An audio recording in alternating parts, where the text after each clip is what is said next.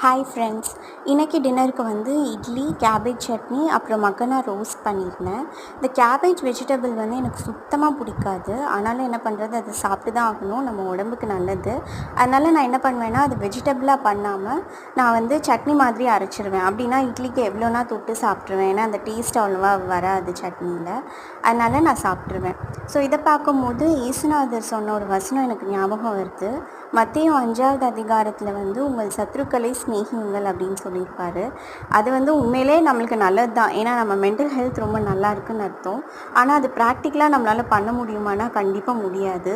அப்போ அதுக்கு இன்னொரு வழி தான் பண்ணணும். இந்த கேபேஜுக்கு எப்படி சட்னி அரைச்சி சாப்பிட்டோமோ அதே மாதிரி நம்ம வந்து அவங்ககிட்ட ஸ்ட்ரைட்டாக பேசுகிறத விட காட் கிட்ட ப்ரே பண்ணும்போது அவங்க நல்லா இருக்கணும் அப்படின்னு நம்ம சொல்லிட்டோன்னா அட்லீஸ்ட் நம்மளோட மென்டல் ஹெல்த் நல்லாயிருக்கும்.